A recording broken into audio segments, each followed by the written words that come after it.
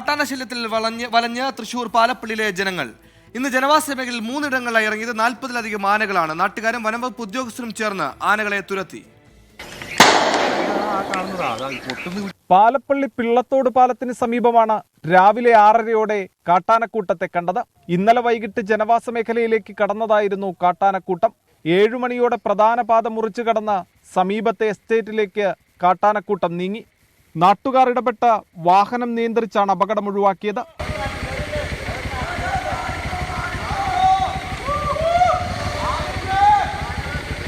ഇന്നലെ രാത്രി മുതൽ കാരികുളം മേഖലയിൽ വീടുകൾക്ക് പിന്നിൽ വരെ കാട്ടാനയെത്തി. രാത്രി പ്രദേശവാസികൾ ആനയെ തുരത്താൻ ശ്രമിച്ചെങ്കിലും വിജയം കണ്ടില്ല. രാവിലെ വനംവകുപ്പിന്റെ RRT സംഘവും നാട്ടുകാരും ചേർന്ന് പടക്കം പൊട്ടിച്ചും ശബ്ദമുണ്ടാക്കിയും ആനക്കൂട്ടത്തെ തുരത്തി. മിക്ക ദിവസങ്ങളിലും ആനനെ കാണാറുണ്ട്. ചില ദിവസങ്ങളിൽ ബൈക്ക് നിർത്തി നമുക്ക് ഓടേണ്ട അവസ്ഥ വന്നിട്ടുണ്ട്. ഇവിടെ അധികാരികൾ എന്തായാലും അത് കണ്ണ് തുറക്കണം. കാരണം ഇപ്പോൾ വയനാടും ബാക്കി കാര്യങ്ങളൊക്കെ നമ്മൾ കണ്ടതല്ലേ. അതുപോലെ ഇവിടെ സംഭവിക്കുന്നതിന് മുൻപ് ഇതിൻ്റെ കാര്യങ്ങൾ ചെയ്യണമെന്നാണ് പറയണത്. പിന്നാലെ പിള്ളത്തോട് പാലത്തിന് സമീപം 8 കൊമ്പനാനകൾ എസ്റ്റേറ്റ് പരിസരത്ത് ഇറങ്ങി. നാട്ടുകാരുടെ സമയോചിത ഇടപെടലിനെ തുടർന്ന് വാഹനങ്ങൾ തടഞ്ഞു നിർത്തി പ്രധാന പാതയിലൂടെ ആനയെ കടത്തിവിടുകയായിരുന്നു.